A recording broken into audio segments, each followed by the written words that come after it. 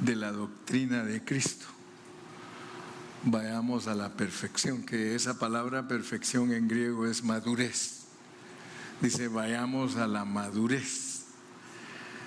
Y menciona los rudimentos de la doctrina de Cristo. Y yo quiero decirles, le doy gracias a Dios porque hace muchos años Dios trató conmigo y me hizo ver que no podemos permanecer como maestros de niños. Si el pastor permanece como maestro de niño, su congregación no va a ser galardonada cuando Dios la mida, porque Dios es muy claro en su palabra. Y Él dice que los que edificaron heno, madera y hojarasca tendrán mucha pérdida. Yo soy muy serio en las cosas de Dios. Los que me conocen saben que siempre he procurado y he abogado porque nuestras enseñanzas sean para que los cristianos maduren y sean perfeccionados. Y por eso algunas veces algunos me han criticado y creen que no creo en lo que ellos creen como el Espíritu Santo o los dones del Espíritu Santo. Pero yo muchas veces les digo, yo creo hasta mejor que tú. Todo eso porque yo he sido pasado por una metamorfosis. Y al observar a todos mis compañeros pastores, los veo que algunos de ellos no han pasado por metamorfosis. Ellos se quedaron trabados en asuntos de niños espirituales. De tal modo que sus congregaciones están acostumbradas a que cada vez que se les predique, quieren oír solo sermones de que los ayuden a estar fortalecidos, que los ayuden a estar bendecidos, que los ayude a estar sobresaliendo, que les ayude a que cosas materiales se las provee Dios. Y yo quiero decirle que yo casi no gasto tiempo en eso, porque yo creo lo que dice la palabra. La palabra dice, buscad primeramente el reino de Dios y su justicia, y eso es profundo. Eso no vaya a creer usted que cualquier cristiano conoce el reino de Dios y su justicia.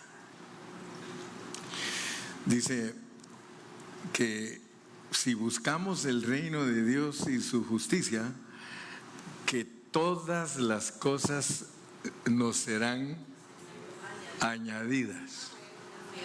Entonces, ¿para qué voy a gastar yo tiempo en estar predicando que usted agarre un mejor trabajo, que agarre una mejor casa, que se haga de su coche del año, que usted prospere económicamente? ¿Para qué voy a gastar el tiempo en eso si esa no es la meta de Dios?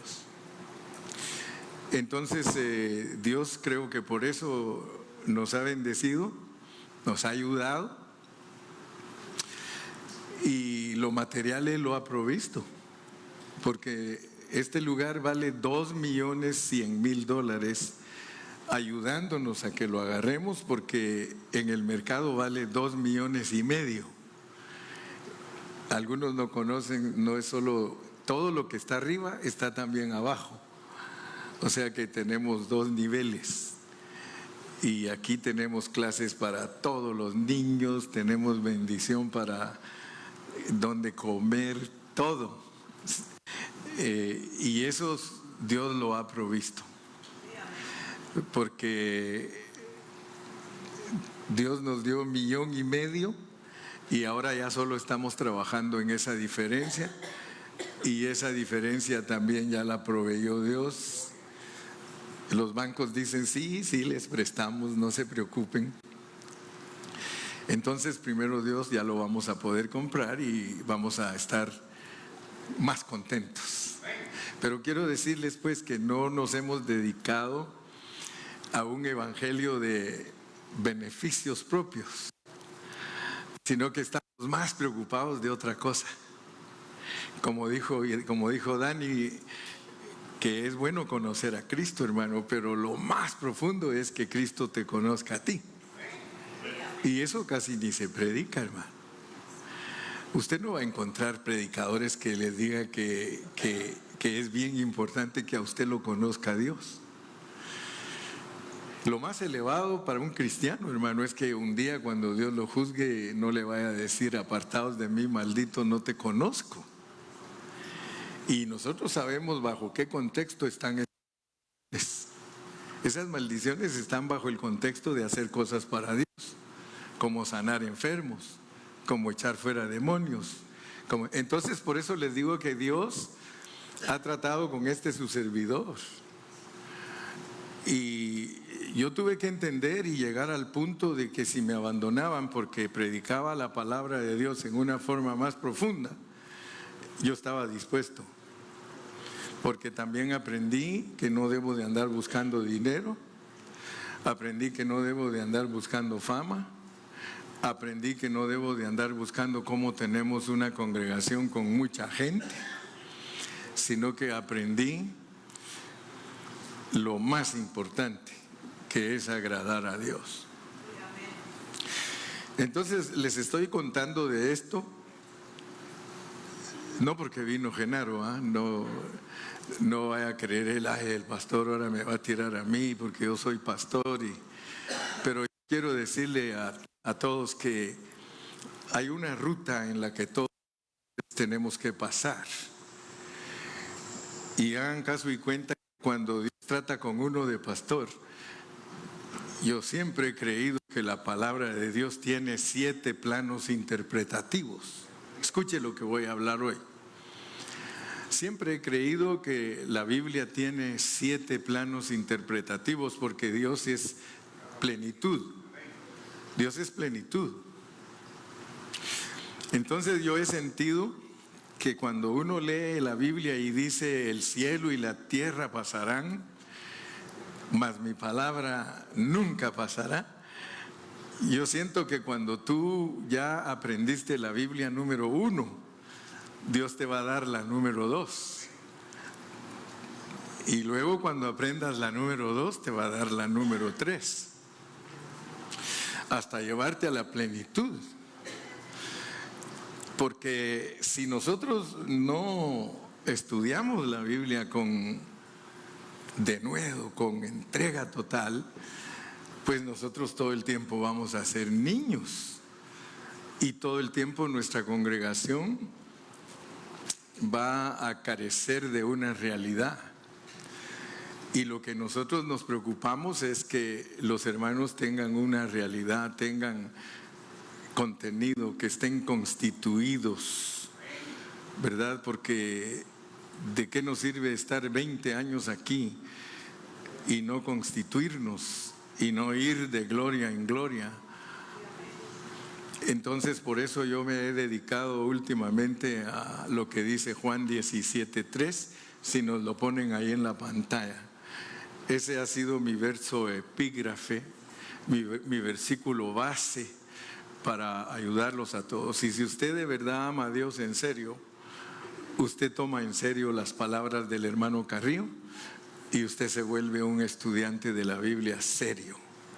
No estar ahí dando vueltas en el desierto y quedarse sin desarrollarse. Dice, y esta es la vida eterna. Yo he oído muchos mensajes de este versículo, pero le he pedido a Dios que me ayude a entenderlos bajo contexto, no en una forma rutinaria, sino bajo contexto. Y esta es la vida eterna. Fíjense lo que nos dice ese versículo. Juan, ¿sí? Y esta es la vida eterna. Y esta es la vida eterna. Si a usted le pregunta a Juan, a ver, ¿qué es la vida eterna? Y él le dice, mira, el contexto de lo que es la vida eterna, el contexto es que conozcas al único Dios verdadero. O sea que eso es la vida eterna. Que te conozcan a ti, el único Dios verdadero, y a Jesucristo, a quien has enviado. Entonces, es muy importante hablar de la Biblia bajo contexto, porque nosotros tenemos un error bien grande los cristianos, que como nos han enseñado Biblia toda mezclada, pues así la enseñamos, toda mezclada. Y hasta usamos versículos. Mire, hace poquito estaba escuchando a un predicador y fíjese que él usó Juan 5:39 para instar a los hermanos a que estudien la Biblia. Y yo me ponía a pensar, pero ¿cómo es posible que un pastor viejo con tantos años no se preocupe en verdaderamente predicar la Biblia bien? Porque mire lo que dice, y solo les estoy contando porque yo no quiero cometer el mismo error. Yo quiero ser un pastor que predico la Biblia bajo contexto para que no use pretextos, para que no se confundan los hermanos y que los hermanos verdaderamente entiendan. Mire cómo dice Juan 5:39.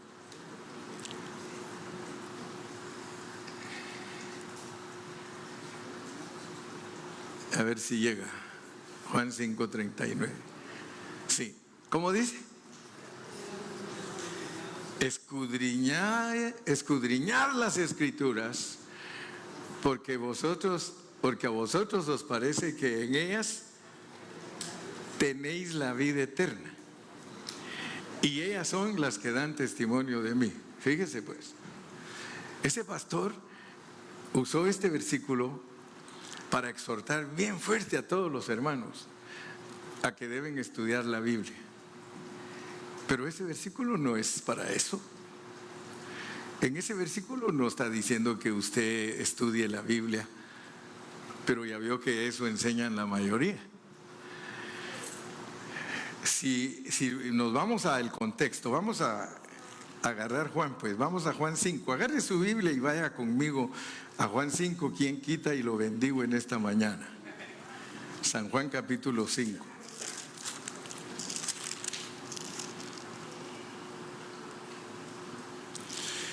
Y leamos los versículos anteriores al 39. ¿Sí?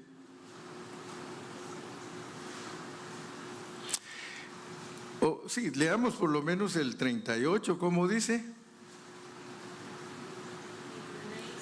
Ni tenéis su palabra morando en vosotros, porque a quien Él envió, vosotros no creéis. Fíjese pues, yo les voy a enseñar a que aprendan a predicar la Biblia bajo su contexto.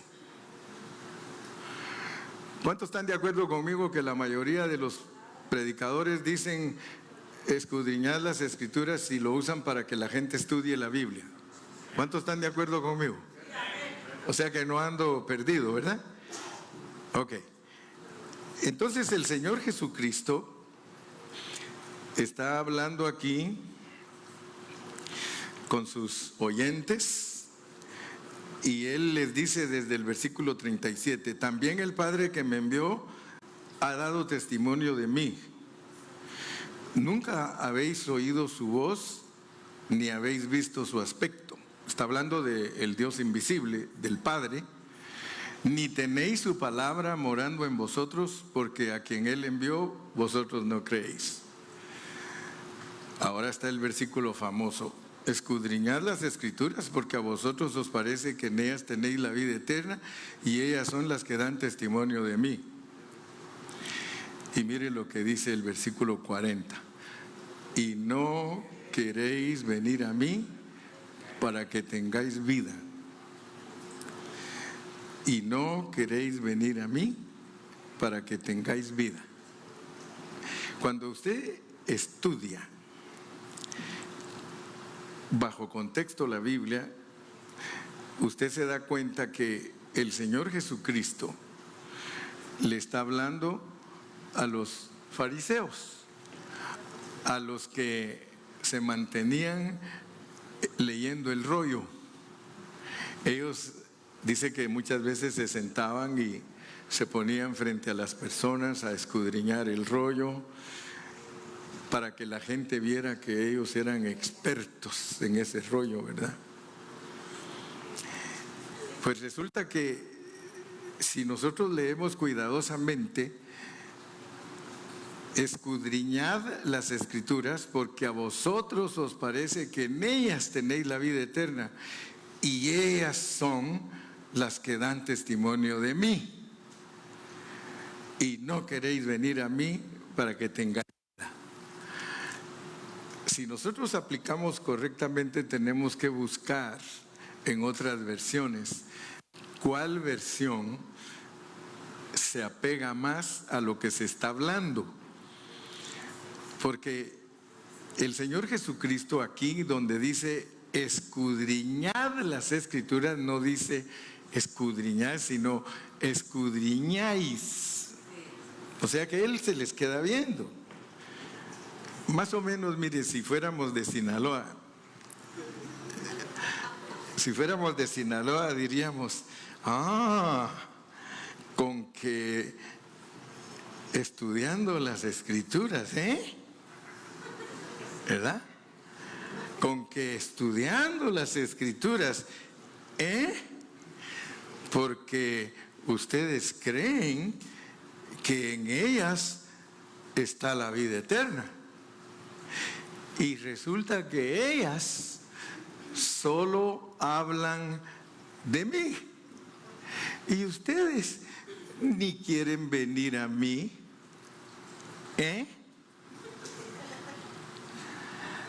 Eso es lo que dice la Biblia.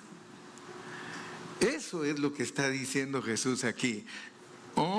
Ustedes están escudriñando las Escrituras porque ustedes tienen la idea que ellas les van a dar la vida eterna. Y fíjense, Señor, ellas les comunico que solo de mí hablan y ustedes no quieren venir a mí. Entonces ese versículo no se puede usar para decirle a un hermano que estudie la Biblia, sino que le está diciendo a esos individuos que para qué están estudiando si no descubren de quién habla. Si ustedes descubrieran de quién se está hablando allí y que les estoy diciendo que solo es de mí, ustedes vendrían a mí. Pero ustedes no quieren venir a mí. ¿Sabe qué les demostró? Y para eso sí sirve este pasaje, para demostrarle a cualquier cristiano que el estudio de la Biblia nunca sustituye a Cristo. Para eso es ese pasaje, para enseñar que el escudriñar de las Escrituras nunca sirve para sustituir a Cristo. Lo que le puede pasar a alguien al estudiar la Escritura es no ver a Cristo. Eso sí, para eso sí hay que escudriñar. Escudriñáis las Escrituras, porque en ellas os parece que tenéis la vida eterna y ellas solo de mí hablan y ustedes ni quieren venir a mí. Además, ya los empieza a tratar duro, verso 41. Gloria de hombres no recibo, mas yo os conozco que no tenéis amor de Dios en vosotros. Mire, para qué hay que escudriñar. Cuando usted le marca a un hermano, le va a decir, usted, esto sí es bíblico, hermano, ¿por qué estudias tanto y no cambias de vida? Para eso sí sirve ese pasaje. ¿Para qué estudias tanto? Ay, el pastor te tiene el viernes, te tiene el domingo y siempre te está enseñando y te está enseñando y te está enseñando. Y hombre, tú no cambias de vida. Si la Escritura es para que cambies de vida.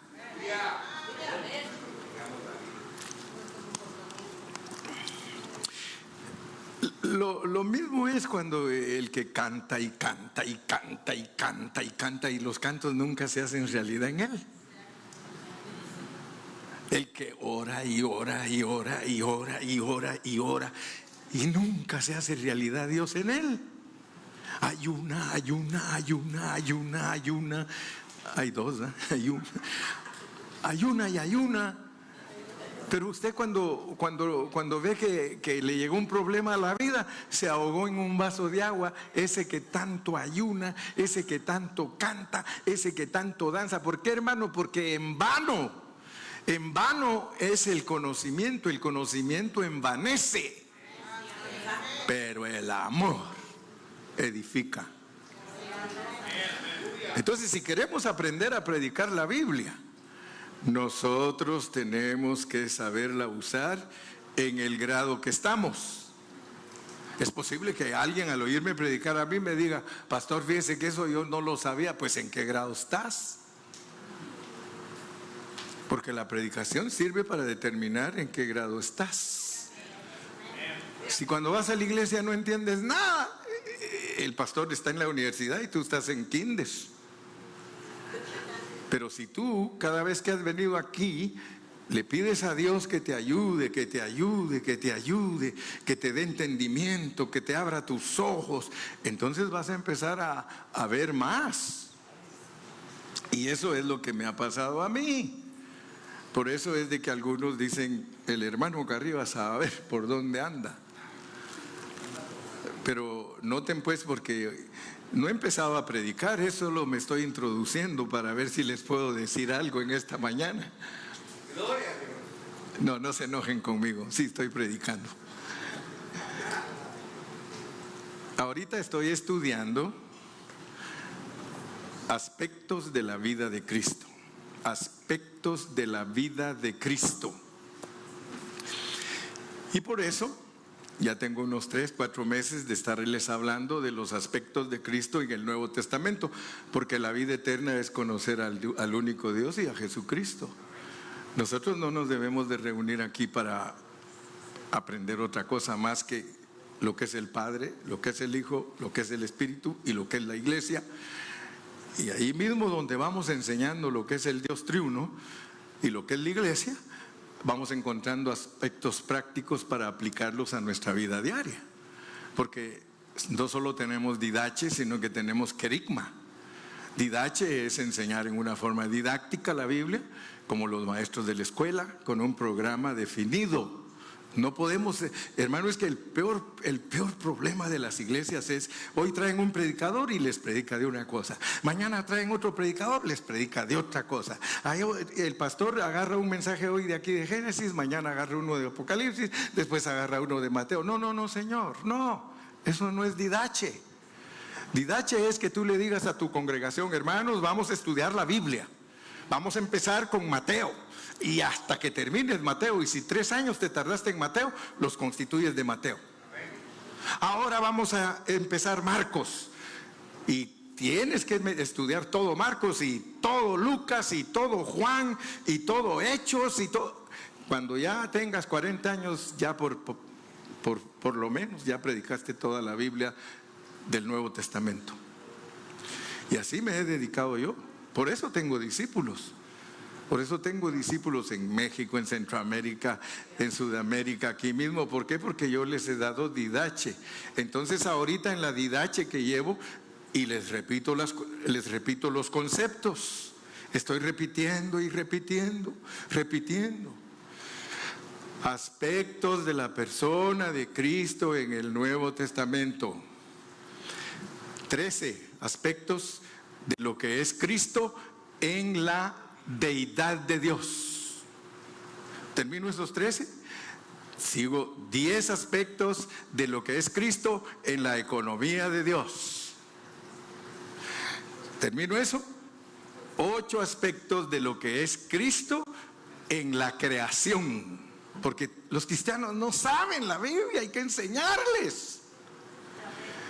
Después que termine eso, paso a 8 conceptos de lo que es Cristo en la encarnación.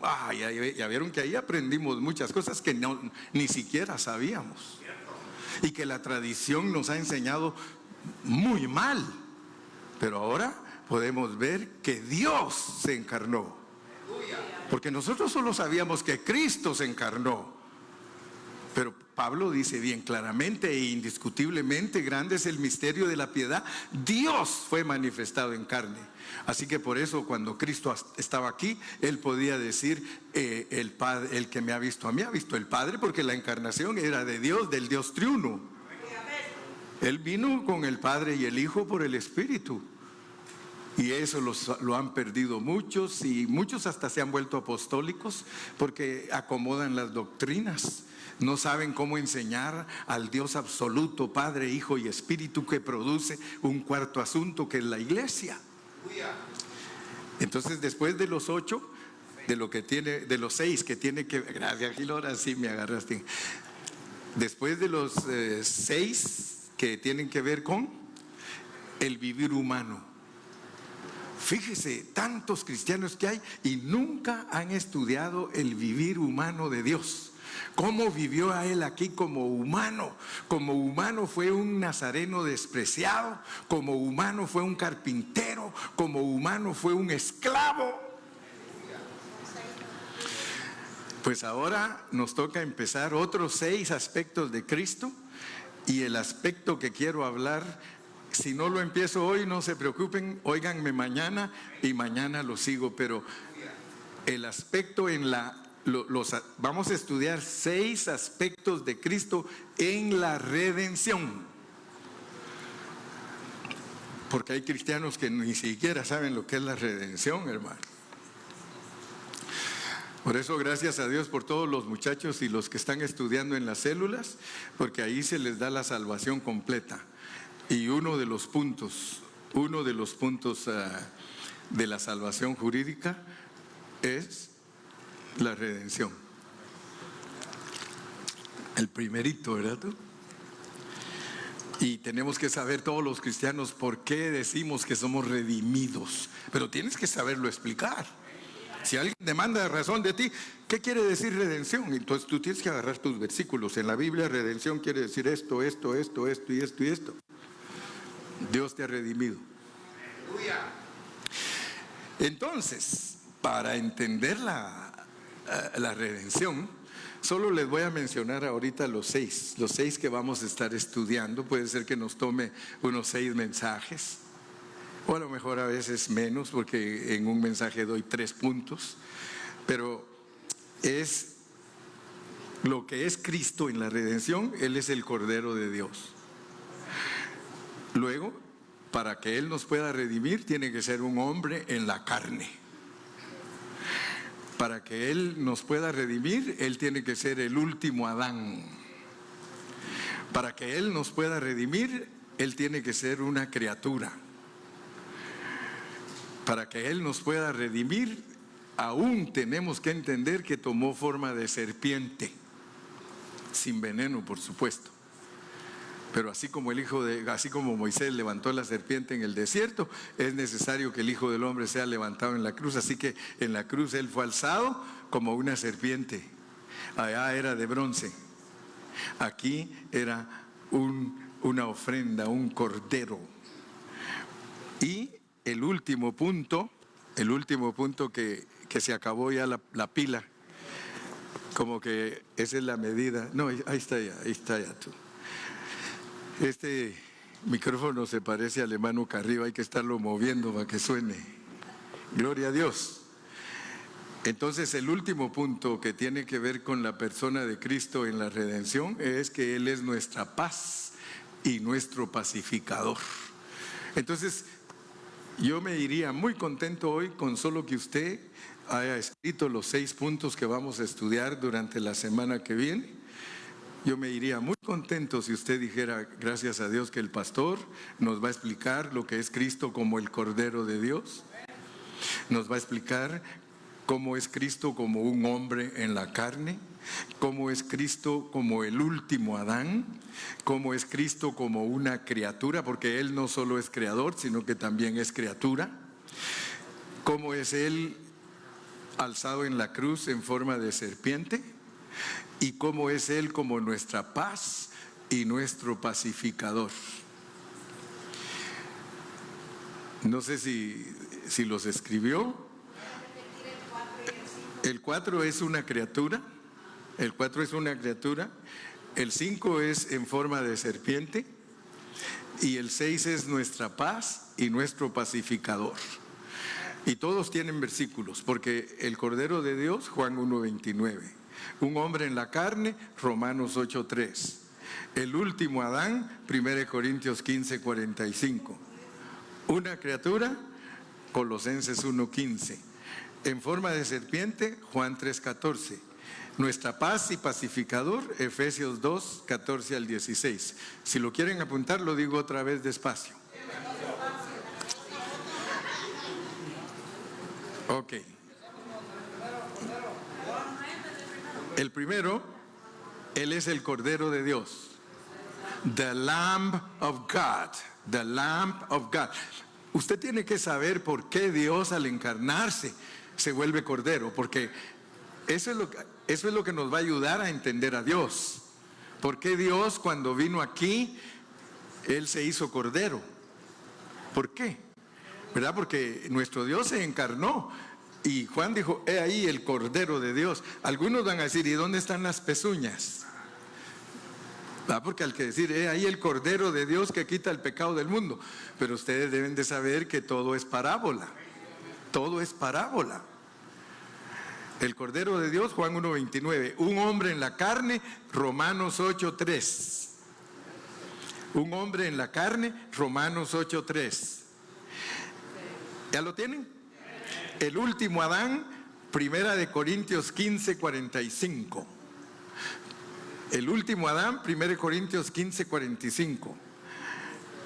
Una criatura, Colosenses 1:15. ¿Vamos bien?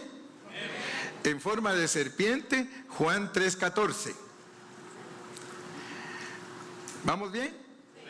Nuestra paz y el pacificador, Efesios 2:14 al 16. ¿Alguno le faltó información? A ver, Daisy, ¿cuál te falta? El 3. El 3 es el último Adán, 1 Corintios 15:45. Entonces solo voy a repetir para que a usted se le haga carne y usted se ponga a pensar. Póngase a pensar, pues. Póngase a pensar. Cuando Dios se encarnó, porque la Biblia dice que Él se encarnó, vamos, pónmelo ahí, 1 Timoteo 3:16. Porque yo quiero que ustedes, al venir aquí, sean edificados. Que ustedes digan, gracias Señor, porque aprendí. El hermano Carrillo es un maestro de la Biblia, me enseñó. Mire pues. Indiscutiblemente grande es el misterio del amor. Dios fue manifestado en carne. Dios fue manifestado en carne. Usted tiene que saber que Dios fue manifestado en carne. ¿Es correcto decir que Cristo es la encarnación de Dios? Sí, pero Él no vino solo. El Padre y Él son uno. Y cuando a Él le dijeron, muéstranos al Padre, porque si no los testigos de Jehová lo van a confundir a usted.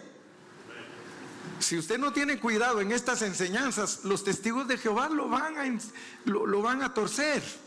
Pero si usted es un cristiano bien instruido, usted mismo le puede decir a él, yo tengo un hermano en la carne que es testigo de Jehová, y yo le puedo decir a él la verdad y se queda pensativo. Yo estoy orando para que un día lo haga testigo de Cristo. Porque ser testigos de Cristo es ser verdaderos testigos de Jehová. Entonces, noten pues que Dios fue manifestado en carne. Señor, muéstranos al Padre. ¿Cuánto tiempo hace que estoy con vosotros y no me has conocido? Para que usted refuerce la enseñanza de que el Padre y el Hijo venían juntos allí. El Padre y el Hijo venían en Cristo. Por eso Él puede decir que Él es el Padre.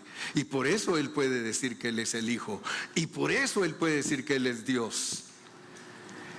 Entonces, para que usted refuerce bien esas enseñanzas, usted tiene que usar todos sus versículos y saber que cuando Cristo andaba aquí en la tierra, en Él habitaba corporalmente toda la plenitud de la divinidad, Padre, Hijo y Espíritu.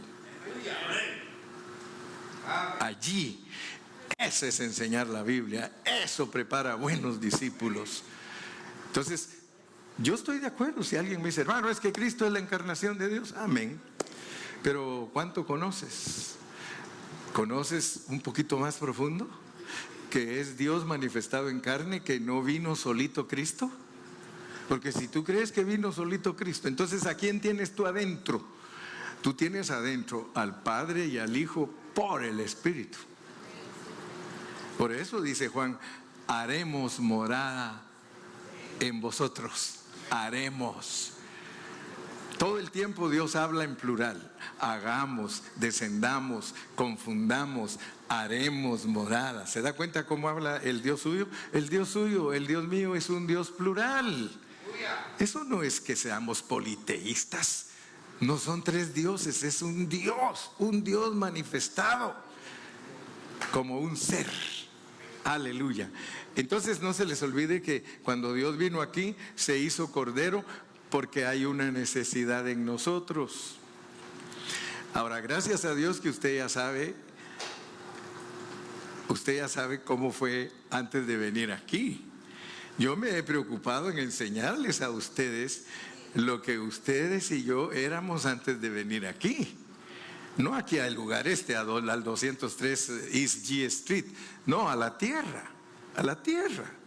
Tú viniste aquí a la tierra, pero debes de entender bien la Biblia, porque si no sabes en dónde estabas antes de venir aquí, te va a costar entender la Biblia. Si no sabes en dónde estabas tú antes de venir aquí. Sí. Fíjese que todos los teólogos enseñan de Cristo y enseñan que Cristo es eterno y enseñan que Cristo preexistió. Pero usted les dice, oiga amigo, oiga hermano, yo estoy de acuerdo con usted que Cristo es preexistente, pero ¿qué de usted y de mí? ¿Qué de usted y de mí?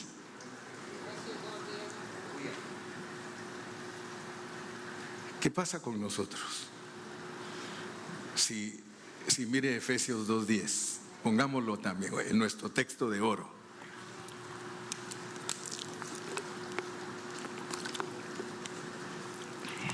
Nuestro texto de oro, porque somos hechura suya. Usted tiene que saber bien clarito que usted fue hecho en Adán. Usted fue hecho en Adán, hechura suya. Y Pablo no estaba confundido. Los confundidos somos nosotros. Somos hechura suya. Usted debe de saber que usted fue hecho en Adán. En Adán. En el huerto de Edén enseñan cómo fue que Dios lo hizo a usted. Lo hizo. Pero mire lo que dice, cómo lo creó. Creados en Cristo Jesús. Por eso cuando yo le pregunté en dónde estaba usted antes de venir aquí, usted estaba en Cristo, porque usted fue creado en Cristo. En Cristo. Y esto revoluciona, hermano. Usted sabe que el hermano Carrillo ha hecho una revolución en todas partes donde Dios me permite enseñar. He hecho una revolución y se quedan con la boca abierta y con los ojos como huevos estrellados. Porque yo uso la Biblia para convencerlo. Le digo, hermano, explícame. Le digo, explícame, pastor, explícame qué quiere decir que tú fuiste creado en Cristo Jesús y que aparte de eso eres hechura también. Mire, es que muchos quisieran que ahí dijera, porque somos hechura en Adán, creados en Cristo. No, hombre, entonces cualquiera lo entendería. Pero Dios no habla así. Dios te esconde las cosas. ¿Por qué? Porque Él va a usar sus dones. Sus dones. Yo soy un don para explicarte la Biblia, y si tú me aprecias, porque soy un don, soy un regalo para ti. Lo que pasa es que te caigo mal, porque a algunos les caen mal los regalos. Pero a nosotros los predicadores nos toca decir como la canción era, no soy monedita de oro. Porque regularmente en lo que respecta, hermano, a la vida espiritual, si usted le remueve las estructuras a alguien, lo empieza a odiar. Remuévale las estructuras a un pastor y va a ver que ese pastor empieza a sentir recelo. Se vuelven Caínes, hermano. Se vuelven Caínes. Hermano, es peligroso esto de los asuntos espirituales. Es peligroso porque los Caínes matan a los Abeles. Abel presentaba la ofrenda como Dios lo mandaba, corderito, corderito.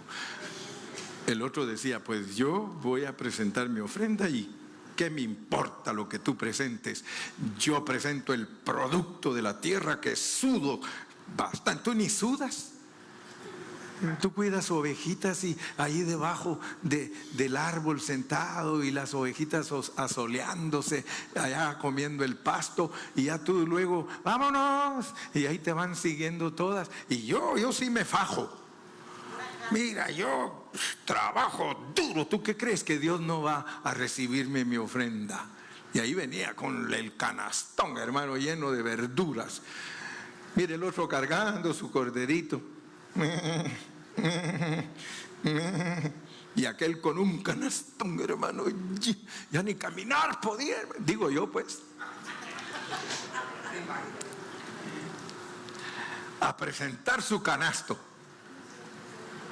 Y el Señor le dice, me eres abominación, porque yo les enseñé cuál es la ofrenda correcta. A los dos les enseñé, pero tú siempre quieres presentar lo que te da la gana. En cambio, tu hermanito, él presenta lo que yo pido. Aunque no hay amén. Entonces, gracias a Dios, seguimos mañana. En el Facebook, si quieres oír la continuación del mensaje, mañana en el Facebook, desde las 8 de la mañana ya aparece ahí el mensajito. Pero vamos a estar hablando por qué Dios se hizo cordero. Porque tú tienes que saber por qué Dios se hizo cordero. Porque estas no son historias de abuelitos. Estas no son las historias de la Caperucita Roja, de los 7 enanitos, de la Blancanieves. No, hermano, estas son historias que nacieron en el corazón de Dios. A él fue el que se le antojó venir a esta tierra y ser un cordero. Por supuesto que un cordero espiritual. Un cordero espiritual, porque vas a ir entendiendo que en la Biblia todo te lo enseñan con figuras, porque es elemental. Así como el niño, ustedes se recuerdan, el niño, uno le puede hablar de un carro y enseñarle la foto, y el niño, usted le dice carro, carro, pero cuando él ya mira el verdadero carro, ya no lo mira en la foto, dice vroom, vroom, vroom. Ya va agarrando conciencia. Entonces Dios a nosotros nos va enseñando las cosas con cositas elementales. El corderito. Vamos a ver por qué Él se hizo cordero y por qué nosotros necesitamos un cordero. ¿Por qué nosotros, para ser perdonados, tenemos que echarle ojo al cordero como hizo Juan? He allí el cordero de Dios que quita el pecado del mundo. Mire, el que es religioso se quedó matando corderos físicos. Y el Señor le podía hablar. Fíjese, ellos se quedaron matando corderitos físicos. Y el Señor les podía decir, matando corderos. Porque dice que mataban miles de corderos al día. Porque según ellos todo, hermano. Y el Señor a gritos diciéndoles, es una parábola, es una sombra. Sí, tienes que presentar ese animalito, pero ese animalito no soy yo. Cuando tú estás matando ese animalito, estás viendo mi muerte en la cruz. Estás viendo que a mí me van a matar en la cruz. Yo soy el cordero. Y entonces el que de verdad le puso atención a Dios, empezó a ver a Cristo y dijo, este es el verdadero cordero. Solo mire a Juan. He allí el cordero de Dios que quita el pecado del mundo. Hermano, cuando uno se enamora de la realidad, hermano, porque muchos se pueden enamorar de la religión. Mire, tanta gente que hay enamorada de la religión. Es pura religión, hermano. ¿Usted cree que usted está haciendo algo cuando está haciendo así? Lo único que está haciendo es que le está cayendo un tic nervioso, hermano. Eso no santifica a nadie, hermano. Mire, he visto gente que se persina aquí y al rato al vecino le dice hijo de su... Y hasta se hace así. Y luego, mire, yo tenía una vecina, hermano, que hacía, mire, se persinaba la boca. Y cuando llamaba a sus hijos que no les hacía caso, ¿sabe cómo los llamaba? Hijos de la gran, éntrense, ya es tarde. O sea que uno se puede enamorar de religión, hermano, pero Cristo no es religión. Lo real de Cristo es que Él está dentro de ti y que tú vivas una vida apacible, una vida con gozo, con alegría, con amor hacia tu prójimo. Eso es la realidad. Lo demás son puros cuentos. Gracias a Dios que ya no estamos en eso, ¿verdad? Gracias a Dios que ya no estamos en eso. El que esté en eso todavía, pídale perdón a Dios. Entonces vamos a dejar por ahí hoy y mañana, como le digo, seguimos la tarea. Vamos a darle gracias al Señor en esta hora por...